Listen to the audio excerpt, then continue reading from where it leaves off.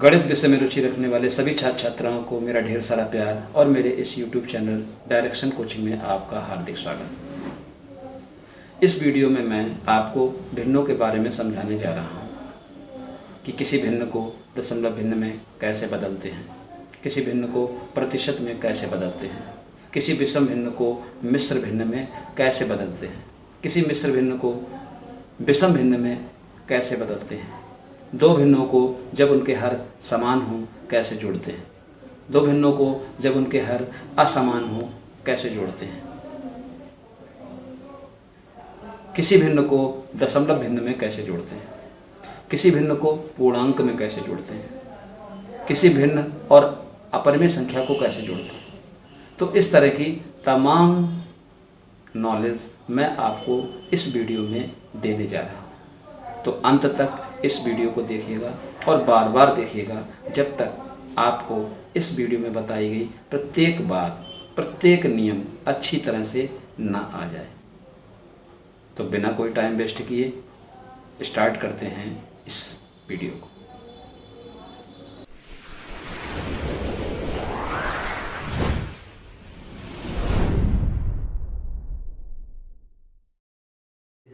अब हम सीखते हैं किसी भिन्न को दशमलव में बदलना। जैसा कि हम जानते हैं कि कोई भी भिन्न सदैव अंश बटे हर के रूप में होती है। तो यहाँ पर 3/5 एक भिन्न है जिसका अंश 3 और हर 5 है। किसी भिन्न को अगर हम दशमलव में परिवर्तित करें तो नियम यह है कि हर का भाग अंश में दिया जाता है। तो यहाँ पर जब 3/5 को हम दशमलव भिन्न में परिवर्तित करेंगे तो 5 का भाग 3 में देंगे। जैसा कि राइट हैंड पर दिखाया भी गया है, 5 का भाग 3 में दिया गया है। अब 5 का भाग 3 में पूरा नहीं जाता है क्योंकि 5 बड़ी संख्या है और 3 छोटी संख्या है। अब जब बड़ी संख्या का भाग छोटी संख्या में नहीं जा रहा है तो ना जाने की भागफल में 0 रखेंगे और उसके आगे एक दशमलव लगा देंगे और साथ ही 3 के पीछे एक 0 रख देंगे जिससे 3 30 में परिवर्तित हो जाएगा। अब 5 का भाग 30 में देंगे तो 5 का भाग 30 में कितने बार जाता है? 6 बार। तो दशमलव बिंदु के आगे भागफल में 6 रख देंगे और 30 के नीचे 30 लिखकर घटा देंगे जिससे शेषफल 0 आ जाएगा। तो इस तरह से 3/5 दशमलव में परिवर्तित होकर 0.6 हो गई। तो इस तरह से आपने देखा कि किसी भिन्न को हम किस तरह से दशमलव भिन्न में परिवर्तित कर लेते हैं।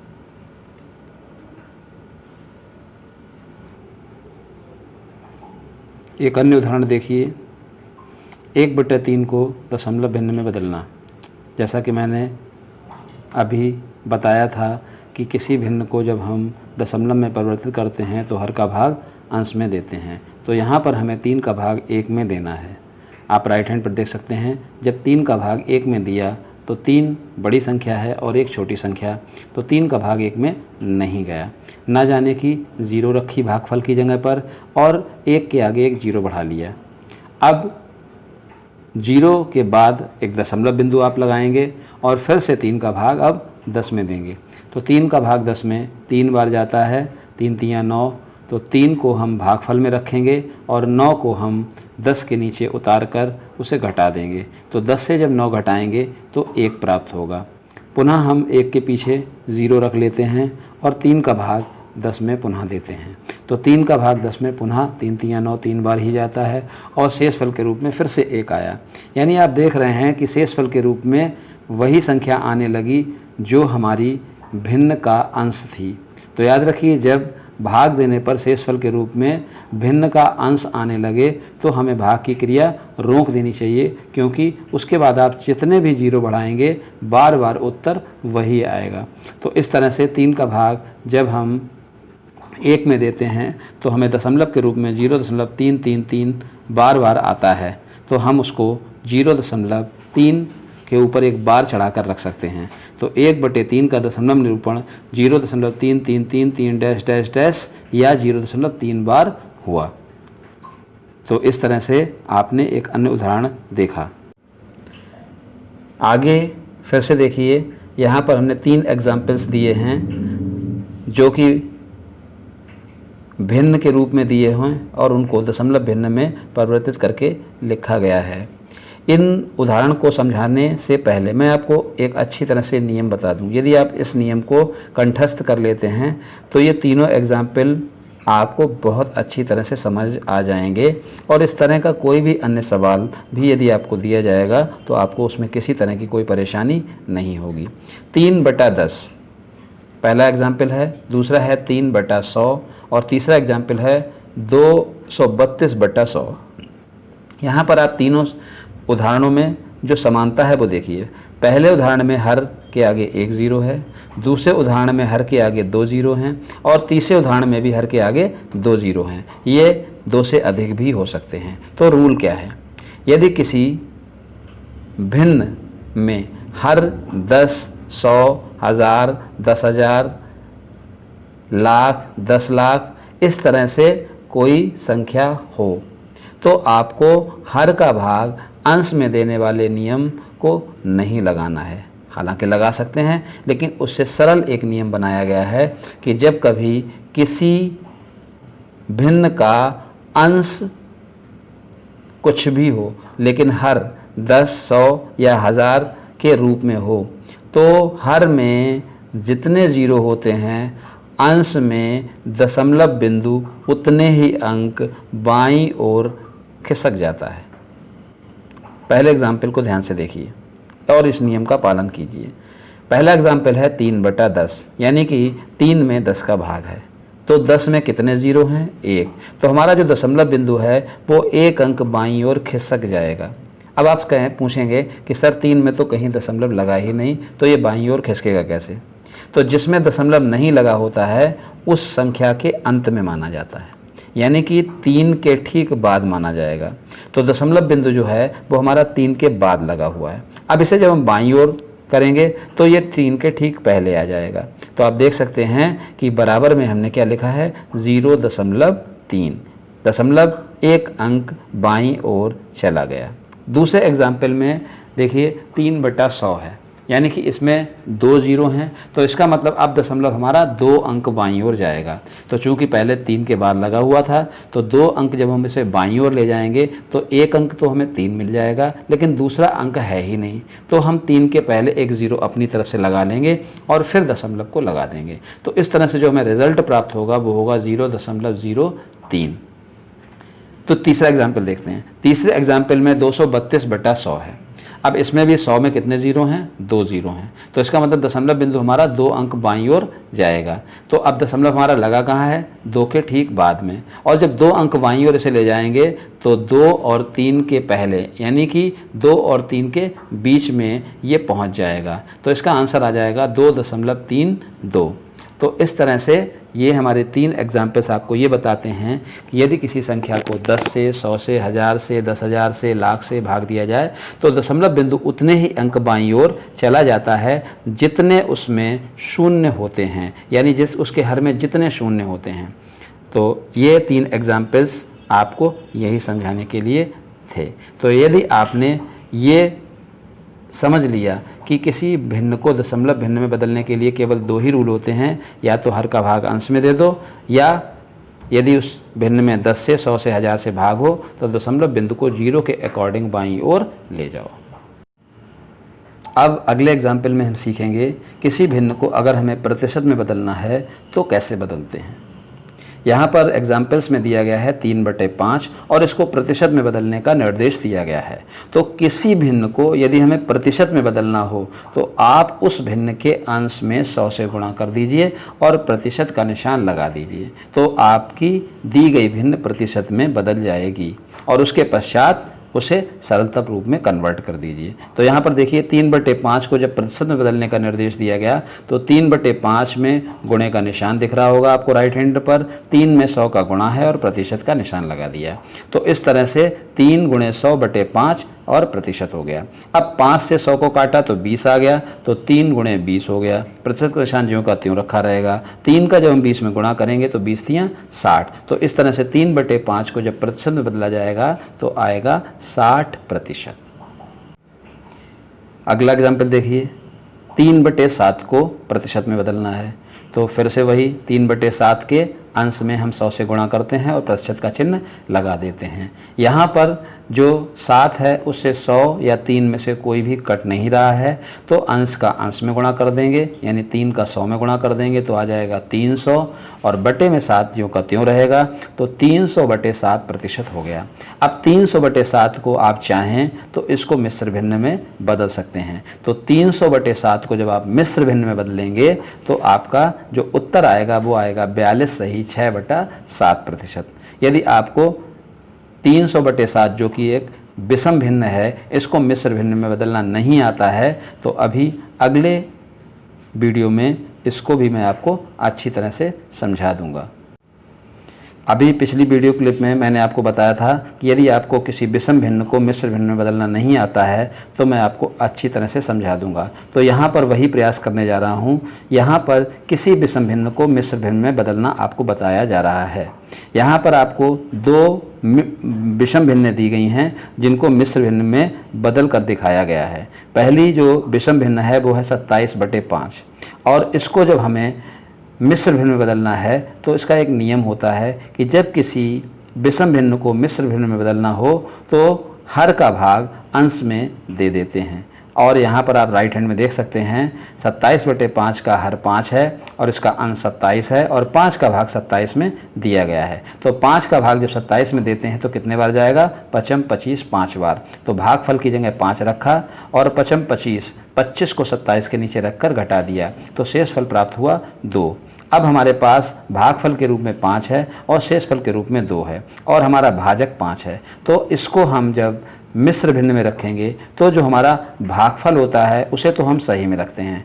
तो इसका जो मिश्र भिन्न का निरूपण है वो हो गया 5 सही 2 बटा 5, यानी कि जो भागफल 5 था वो तो सही में आ गया और जो शेषफल 2 था वो ऊपर पहुंच जाएगा, यानी अंश बन जाएगा, और हर हमारा क्या रहेगा? वही भाजक रहेगा। तो इस तरह से 27 बटे 5 का जो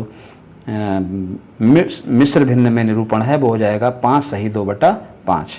अगला एग्जाम्पल देखिए, यही काम फिर से करेंगे।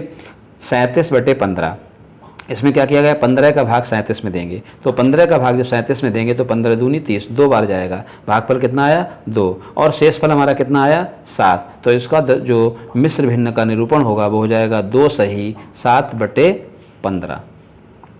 तो इस तरह से आपने 2 एग्जाम्पल्स के द्वारा देखा कि किस तरह से किसी विषम भिन्न को हम मिश्र भिन्न में बदल लेते हैं। अब अगले एग्जाम्पल में हम मिश्र भिन्न को विषम भिन्न में बदलना सीखेंगे। यहाँ पर एक एग्जाम्पल दिया हुआ है, उसमें एक मिश्र भिन्न दी गई है 3 सही 3 बटा 7, जिसको हमें विषम भिन्न में बदलना है। तो क्या करते हैं? जब कोई मिश्र भिन्न होती है तो वो अपने किस रूप में होती है? पूर्णांक प्लस भिन्न, यानी यहाँ पर पूर्णांक क्या है? 3, और भिन्न है 3 बटे 7, इसलिए इसको हम पढ़ेंगे 3 सही 3 बटे 7। तो हम क्या करते हैं? दी गई मिश्र भिन्न के हर का गुणा पूर्णांक में करते हैं और उसमें दी गई भिन्न के अंश को जोड़ देते हैं। तो आप देख सकते हैं बराबर में जो अंश लिखा हुआ है वो 7 गुणे 3 प्लस 3 लिखा हुआ है, यानी कि हमने क्या किया? हर 7 का गुणा पूर्णांक 3 में किया और उसमें अंश 3 को जोड़ दिया। तो 7 तियाँ 21, उसके नीचे लाइन देख सकते हो, 3 सत्ते 21 प्लस 3, और उसके और नीचे आ जाएं तो 21 और 3 कितने होते हैं? 24। तो आपका अंश क्या बन गया? 24 बटे 7। हर वही रहता है जो कि हमारा मिश्र भिन्न में होता है। तो इस तरह से आप किसी भी मिश्र भिन्न को विषम भिन्न में बदल सकते हैं। आपको करना क्या होगा? मिश्र भिन्न के हर का गुणा पूर्णांक में करके और उसका अंश उसमें जोड़ देना होगा और उसे अंश के रूप में लिख देना होगा। तो इस तरह से आप किसी भी मिश्र भिन्न को विषम भिन्न में परिवर्तित कर सकेंगे। इसके पश्चात अब हम सीखेंगे किसी भिन्न को उसके सरलतम रूप में कैसे लिखते हैं। याद रखिए, यदि आप 2 भिन्नों का जोड़ कर रहे हों या घटाना कर रहे हों या गुणा कर रहे हों या भाग कर रहे हैं, यदि आपका कुछ भी उत्तर आता है तो ये आपके लिए परम आवश्यक है कि उस उत्तर को आप उसके सरलतम रूप में दीजिए, तभी आपका उत्तर आंसर शीट से मैच करेगा। तो इसलिए भिन्न को उसके सरलतम रूप में व्यक्त करना परम आवश्यक होता है। यहाँ पर आपको हम ये सिखाएंगे कि किसी भी भिन्न को उसके सरलतम रूप में कैसे लिखते हैं। यहाँ पर एग्जाम्पल जो दिया गया है वो दिया गया है 24/36। अब 24/36 को हम उसके सरलतम रूप में कैसे बदल सकते हैं ये यहाँ पर बताया गया। जब किसी भिन्न को उसके सरलतम रूप में बदलना हो तो नियम यह है कि अंश और हर का मासा निकाल लीजिए और फिर अंश और हर को उसके मासा से भाग दे दीजिए, तो जो आएगा वो उस भिन्न का सरलतम रूप होगा। यहाँ पर 24 और 36 का मासा राइट हैंड पर निकाल कर दिखाया गया है। 24 और 36 का मासा 12 आया है। मासा निकालना हम आपको पहले भी सिखा चुके हैं। यदि आपने मेरा वो वीडियो नहीं देखा है तो आप हमारी वेबसाइट पर जाकर उस वीडियो को देख सकते हैं। तो 24 और 36 का मासा 12 निकला है, जो राइट हैंड में करके भी दिखाया गया है। अब हम 24/36 के अंश और हर दोनों को 12 से भाग दे देते हैं, जैसा कि इसमें स्पष्ट है। 12 से जब 24 को भाग देंगे तो 2 बार जाएगा और 12 से जब 36 को भाग देंगे तो 3 बार जाएगा। तो इस तरह से 24/36 2/3 में कन्वर्ट हो जाता है। ये 2/3 ही 24/36 का सरलतम रूप है। अब हम कैसे पता लगाएंगे कि हमारा जो सरलतम रूप है वो सही है या गलत, यानी कि हमारी जो दी गई संख्या है वो अपने सरलतम रूप में आ गई है या नहीं। तो उसके लिए आपको बता दें, नियम होता है कि यदि कोई भिन्न अपने सरलतम रूप में होगी तो उसके अंश और हर का मासा 1 होगा। तो आप 2 और 3 का मासा चाहे तो निकाल के चेक कर सकते हैं, 1 आएगा। एक अन्य उदाहरण द्वारा मैं आपको और स्पष्ट समझाने की कोशिश करता हूँ। अगला एग्जाम्पल है 12/48 और इसको हमें सरलतम रूप में व्यक्त करना है। तो जैसा कि मैंने पिछले वीडियो क्लिप में बताया कि यदि हमें किसी भिन्न को सरलतम रूप में व्यक्त करना हो तो अंश और हर का मासा निकालकर अंश और हर को मासा से डिवाइड कर देते हैं तो वो सरलतम रूप में बदल जाती है। तो 12 और 48 का हम मासा निकालेंगे। तो यहाँ पर हमने सीधे लिख दिया है 12 और 48 का मासा बराबर 12। क्यों? यहाँ भी एक नियम मैंने लगाया है। क्या? यदि एक संख्या का भाग दूसरी संख्या में पूरा पूरा चला जाए तो छोटी संख्या मासा होती है। तो 12 का भाग 48 में चूँकि पूरा पूरा जा रहा है इसलिए 12 मासा होगा। तो 12 का भाग जब 12 में देंगे तो 1 बार जाएगा और 12 का भाग जब 48 में देंगे तो 4 बार जाएगा। तो इस तरह से 12/48 का सरलतम रूप हुआ 1/4। अगले एग्जाम्पल में 3/7 को सरलतम रूप में व्यक्त करने के लिए कहा गया है। यहाँ पर इंस्ट्रक्शन आप लिखा देख सकते हैं स्क्रीन पर कि चूँकि 3 व 7 अभाज्य संख्याएं हैं इसलिए भिन्न अपने सरलतम रूप में है। इसका क्या तात्पर्य है? इसका तात्पर्य यह है कि यदि किसी भिन्न का अंश और हर एक अभाज्य संख्या हो तो वो भिन्न अपने सरलतम रूप में ही होती है, क्योंकि अभाज्य संख्याओं का मासा सदैव 1 होता है। नेक्स्ट एग्जाम्पल को देखिए कि 16/25 को सरलतम रूप में व्यक्त कीजिए। यहाँ पर भी देखिए इंस्ट्रक्शन क्या दिया गया है। चूँकि 16 व 25 से अभाज्य संख्याएं हैं इसलिए इनका मासा 1 होगा, इसलिए 16/25 भी सरलतम रूप में है। यानी कि 16/25 भी अपने सरलतम रूप में है। क्यों? क्योंकि यदि किसी भिन्न का अंश और हर दोनों सह अभाज्य संख्याएँ हों तो भी वो संख्या वो भिन्न अपने सरलतम रूप में होती है। ये एक नियम है। और सहअभाज्य संख्याएं क्या होती हैं, इसको अगर आपको सीखना है तो आपको हमारा पूर्व में जो मैंने वीडियो पोस्ट किया था जो कि पूरा का पूरा संख्या पद्धति के बारे में है, सभी प्रकार की संख्याओं के बारे में है, उसको अवश्य देखना चाहिए। तो आप अच्छी तरह से समझ सकेंगे कि आखिर सहअभाज्य संख्याएं क्या होती हैं। तो आपने इस तरह से किसी भी भिन्न को उसके सरलतम रूप में बदलने की ट्रिकें सीखी कि किस तरह से आप किसी भिन्न को सरलतम रूप में व्यक्त कर सकते हैं। तो अगर आपने इन चारों एग्जाम्पल्स को अच्छी तरह से समझा तो कोई भी ऐसी संख्या नहीं होगी जिसको आप उसके सरलतम रूप में व्यक्त ना कर सकें। तो भिन्नों के बारे में इतना सीखने के पश्चात आइए अब हम सीखते हैं दो भिन्नों का जोड़ना या घटाना। तो दो भिन्नों का जोड़ना या घटाना आपको एक एक करके ध्यान से समझ कर सीखना है। नंबर पहला एग्जाम्पल जो यहाँ पर दिया है, आपको हेडिंग भी दिख रही होगी कि उस कंडीशन में भिन्नों को जोड़ना जब उनके हर बराबर हों। यहाँ पर आप देख सकते हैं एग्जाम्पल में 3/5 को 1/5 में जोड़ने को कहा गया है और 3/5 का हर 5 है और 1/5 का हर भी 5 है। तो जब दो भिन्नों के हर समान होते हैं तो हम क्या करते हैं, उनके हरों का लासा ले लेते हैं। याद रखिए, कभी भी दो भिन्नों को जोड़ना हो तो उनके हरों का लासा लिया जाता है। अब चूंकि हर समान है तो समान संख्याओं का लासा वही संख्या रहती है, तो 5 का लासा जब हम लेंगे तो 5 ही आएगा। तो हमने क्या किया, बराबर में आप देख सकते हैं एक बड़ा सा बट्टे का निशान लगा के नीचे हर के रूप में 5 लिख दिया है और अंश को ज्यों का त्यों जोड़ दिया है। 3 + 1 यानी कि 4 आ गया और 4/5 ये हमारा जोड़ हो गया 3/5 और 1/5 का। तो याद रखिए, जब कभी भी हर समान हो तो हमें केवल अंशों को जोड़ना होता है, हर को हम ज्यों का त्यों रख सकते हैं। अगला एग्जाम्पल भी सेम है, इसमें भी देखिए आप देख सकते हैं कि इसमें भी दोनों भिन्नों के हर समान हैं और यहाँ पे घटाया जा रहा है। तो जैसा कि मैं पिछले में बता चुका हूँ कि जब भिन्नों के हर समान होते हैं तो हम केवल अंशों को ही जोड़ते या घटाते हैं, तो हर को ज्यों का त्यों रख लेते हैं। तो बराबर में देखिए होल बटे में हमने 25 लिख दिया है और केवल 16 में से 9 घटाया है। 16 - 9, 16 में से जब 9 घटेंगे तो आएगा 7। तो इस तरह से 7/25 इसका हल हो गया।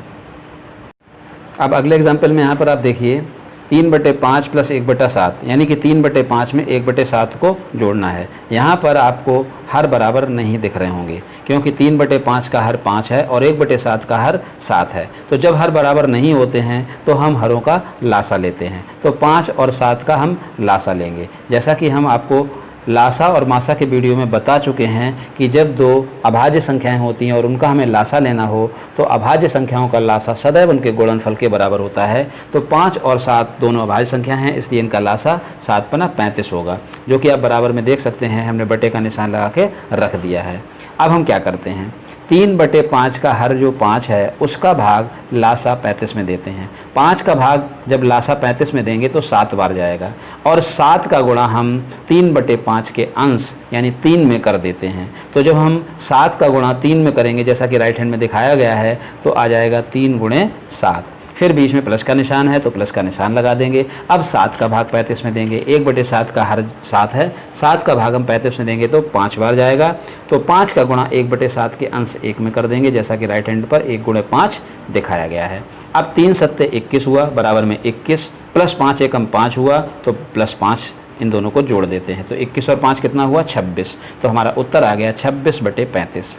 अब जैसा कि हमने आपको बताया है, जोड़ने के पश्चात हमें ये भी चेक करना पड़ेगा कि 26/35 किसी संख्या से कट तो नहीं रही, अर्थात ये अपने सरलतम रूप में है या नहीं। तो 26/35 का मासा निकाल कर देख लीजिए। हम चूंकि देख चुके हैं तो 26/35 का मासा 1 आएगा, अर्थात 26/35 अपने सरलतम रूप में है। तो यही इसका उत्तर हुआ। अगला एग्जाम्पल है 3/4 को 2/9 में जोड़ना। 3/4 का हर 4 है और 2/9 का हर 9 है, तो दोनों के हर बराबर नहीं है, तो अर्थात हमें 4 और 9 का लासा लेना पड़ेगा। अब 4 और 9 दोनों सह अभाज्य संख्याएं हैं। तो जैसा कि हम आपको बता चुके हैं लासा और मासा के जो वीडियो मैंने आपको पोस्ट किया था उसमें कि जब दो सह अभाज्य संख्याएं होती हैं तो उनका लासा भी उनके गुणनफल के बराबर होता है। तो 4 और 9 दोनों सह अभाज्य संख्याएं हैं। 4 और 9 का लासा होगा 9 × 36, जो कि बराबर में आप देख सकते हैं होल बटे में 36 4 और 9 की जगह लिख दिया गया है। अब वही जो पिछले में प्रक्रिया की थी, 3/4 के हर 4 का भाग 36 में देंगे तो 9 बार जाएगा, तो हम 3 में 9 का गुणा कर देंगे, राइट हैंड में 3 × 9 लिखा हुआ है। फिर प्लस का निशान बीच में लगाएंगे, फिर 9 का भाग 36 में देंगे, 9 का भाग 36 में 4 बार जाएगा, तो हम 2/9 के अंश 2 में 4 का गुणा कर देंगे, जो कि राइट हैंड में आपको दिख रहा होगा। तो इस तरह से बराबर हमारा आ गया 3 × 9 + 2 × 4 और होल बटे 36। अब 3 का 9 में जब गुणा करेंगे तो 27 आएगा, बराबर में नीचे देख लीजिए 27 लिखा है, प्लस का निशान लगाइए, 2 और 4 का गुणा 8 आएगा, तो 27 + 8 और होल बटे 36 लिखा हुआ है। 27 और 8 जोड़ेंगे तो 35 आ गया, तो उत्तर हमारा हो गया 35/36। जब हम इसको सरलता रूप में बदल के देखेंगे तो पाएंगे कि 35 और 36 का मासा 1 है, इसलिए ये अपने सरलतम रूप में ही है। तो इस तरह से 3/4 और 2/9 का जो उत्तर आया वो आया 35/36।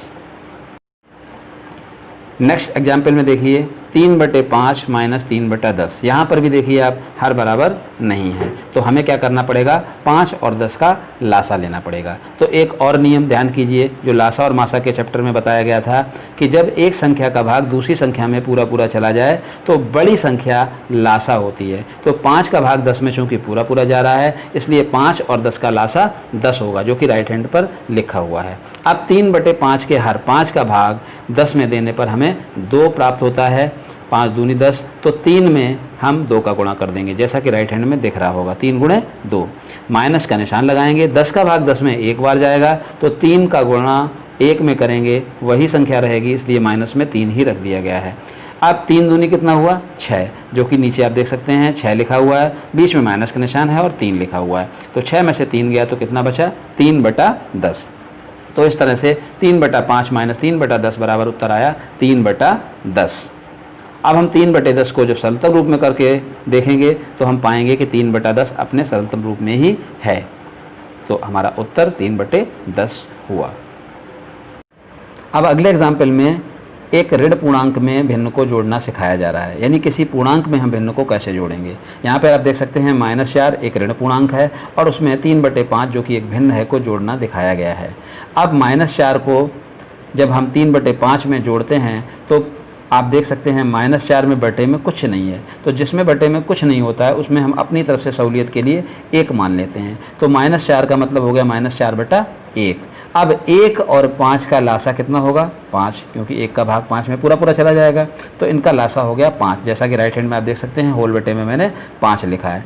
अब -4/1 में बटे 1 था, तो 1 का भाग जब हम 5 में देंगे तो 5 बार जाएगा, तो -4 में हमें 5 का गुणा करना होगा, जो कि हमने राइट हैंड में किया हुआ है। -4 गुणे 5 लिखा हुआ आपको दिख रहा होगा, फिर प्लस का निशान है, 5 का भाग 5 में एक बार जाएगा, तो 3 का जब हम 1 में गुणा करेंगे तो 3 का 3 ही रहेगा, तो -4 गुणे 5 प्लस 3/5 राइट हैंड में लिखा हुआ है। उसके नीचे देखिए -4 का 5 में गुणा करेंगे -20 आ जाएगा, प्लस 3 वैसा का वैसा ही उतार देंगे, -20 प्लस 3/5। अब यहाँ पर चिन्हों का रूल लगाइए। चिन्हों का रूल क्या कहता है कि -5 प्लस 3 में विपरीत चिन्ह है, इसलिए घटाना होगा, और घटेगा कौन, बड़ी संख्या से छोटी संख्या। तो 20 में से 3 गया, कितना बचा, 17। अब बड़ी संख्या का ही चिन्ह लगा दीजिए, तो 20 का चिन्ह क्या है, माइनस, तो जो 17 का चिन्ह है वो भी माइनस ही आएगा। तो इस तरह से हमारा उत्तर आया -17/5। फिर से इसको चेक करेंगे कि क्या यह सरलतम रूप में है। जी हाँ, ये एक सरलतम रूप में है। क्यों? क्योंकि 17 और 5 दोनों ही अभाज्य संख्याएं हैं और अभाज्य संख्या का मासा सदैव 1 होता है। अब नेक्स्ट एग्जाम्पल में किसी भिन्न को दशमलव भिन्न में कैसे जोड़ते हैं ये सिखाया गया है। आप देख सकते हैं 4/5 प्लस 0.2 लिखा हुआ है। बराबर का निशान लगा के 4/5 को तो ज्यों का त्यों रख दीजिए। अब 0.2 इसको हम चाहें तो एक भिन्न में बदल सकते हैं। दशमलव को भिन्न में कैसे बदलते हैं, दशमलव बिंदु के बाद चूँकि एक अंक है केवल, तो इसलिए हम 10 का गुणा 0.2 में करेंगे और बटे में भी 10 का गुणा करेंगे। यानी कि आपको थोड़ा स्पष्ट समझा दें, 0.2 का मतलब 0.2/1 होता है। तो बटे 1 चूँकि इसमें दिख नहीं रहा है, लेकिन हम मान लेते हैं कि इसमें बटा 1 है। तो हम क्या करते हैं, इसका दशमलव हटाने के लिए, चूँकि 0.2 में एक अंक बाद दशमलव है, तो हम अंश और हर में 10 का गुणा कर देंगे। तो आप देख लीजिए राइट हैंड में 0.2 में 10 का गुणा किया गया और बटे 1 में भी 10 का गुणा किया गया। तो इस तरह से दूसरी लाइन हमें प्राप्त हुई 4/5 प्लस 2/10। अब हम 4/5 और 2/10 को जोड़ेंगे। चूँकि 5 का भाग 10 में पूरा पूरा चला जाता है, तो इनका जो लासा हुआ वो हुआ 10। तो तीसरी लाइन में होल बटे में हमने 10 लिख दिया है। अब 5 का भाग 10 में देंगे तो 2 बार जाएगा, तो 4 में 2 का गुणा कर दीजिए, और 10 का भाग 10 में एक ही बार जाएगा, तो 2 में 1 का गुणा कर दीजिए। तो 4 में जब 2 का गुणा करेंगे तो 4 दूनी 8 आ जाएगा और 2 उसमें जुड़ जाएंगे, तो 8 और 2 10, तो 10/10 आ गया। दोनों को सरलतम रूप में लिखेंगे तो 10 एकम 10, 10 से ये पूरा पूरा कट जाएगा, तो इसका उत्तर आ गया 1। तो इस तरह से हम किसी भिन्न में दशमलव भिन्न को जोड़ सकते हैं। इसका एक और भी मेथड है, वो मैं आपको नेक्स्ट क्लिप में बताने जा रहा हूँ। देखिए 4/5 प्लस 0.2 को हम एक और तरीके से भी जोड़ सकते हैं। हम 4/5 को दशमलव भिन्न में बदल दें। जैसा कि अभी हमने पिछले वीडियो में बताया था कि किस तरह से किसी भिन्न को दशमलव में बदलते हैं।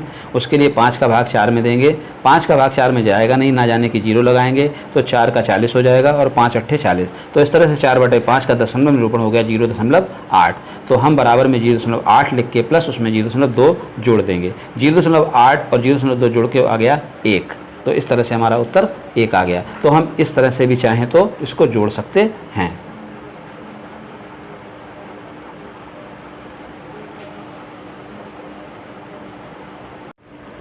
अब अगले एग्जाम्पल में हम देखेंगे कि किसी भिन्न को किसी अपरिमेय संख्या में कैसे जोड़ते हैं। भिन्न को परिमेय संख्या में जोड़ना हम इसलिए नहीं सिखा रहे हैं कि भिन्न को परिमेय संख्या में जोड़ना उसी तरह से होता है जैसे एक भिन्न में दूसरी भिन्न को जोड़ना होता है। तो अब हम यहाँ पर सिखाएंगे कि एक भिन्न को हम अपरिमेय संख्या में कैसे जोड़ते हैं। यहाँ पर देखिए एक भिन्न 3/5 दी गई है और दूसरी तरफ एक अपरिमेय संख्या √7 दी गई है। तो सबसे पहले क्या करेंगे, √7 को √7/1 लिख लेंगे। अब 7 और 1 का लासा कितना हुआ, 1 के साथ किसी संख्या का लासा वही संख्या होती है। तो 5 और 1 का लासा हुआ 5। कितना हुआ, 5। तो हमने देखिए होल बटे में 5 लिख दिया है। अब 5 का भाग 5 में देंगे तो 1 बार जाएगा, तो 3 में एकम 3/3 रहेगा। लेकिन 1 का भाग अगर 5 में देंगे तो 5 बार जाएगा, तो √7 में हम 5 का गुणा कर देंगे, तो जो कि आ जाएगा 5 गुणे √7।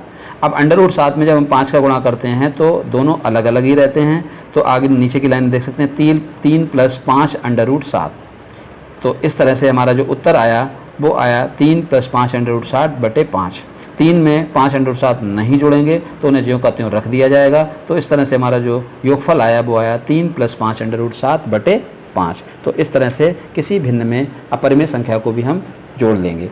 यहाँ पर शुरू में मैं 5 को 7 बाई चांस बोल गया था, आप उसको ध्यान से समझ लेना कि हर 5 है ना कि 7, वो बाई मिस्टेक बोल गया। तो कैसा लगा आपको ये वीडियो? क्या इस वीडियो ने आपकी पूर्व नॉलेज में कोई इजाफा किया? यदि हाँ तो इस वीडियो को लाइक कीजिए, इसको शेयर कीजिए, और यदि आपने अभी तक इसको सब्सक्राइब नहीं किया है तो मेरे चैनल को तुरंत सब्सक्राइब कीजिए। और अगर आपने अभी तक मेरी बेसिक श्रृंखला के बाकी वीडियो नहीं देखे हैं तो स्क्रीन पर जो दी गई है वेबसाइट, उसके ऑनलाइन पेज पर जाकर आप मेरे पूर्व के सारे वीडियो देखिए। आपकी गणित की नॉलेज काफ़ी हद तक इम्प्रूव होगी, ये मेरा वादा है। ये यूट्यूब चैनल उन सभी छात्र छात्राओं की बेसिक नॉलेज को इम्प्रूव करने के लिए है जो गणित विषय में अपने आप को वीक पाते हैं और उन्हें गणित का क्रमबद्ध विस्तार से ज्ञान प्रदान स्कूल्स में, कॉलेजेस में नहीं कराया जाता। तो मेरा आपसे अनुरोध है कि आप मेरे सारे वीडियो क्रम से देखिए। 100% आप अपनी गणित की नॉलेज को एक हाई लेवल तक ले जा सकेंगे। आपको प्रतियोगी परीक्षा से डर खत्म हो जाएगा।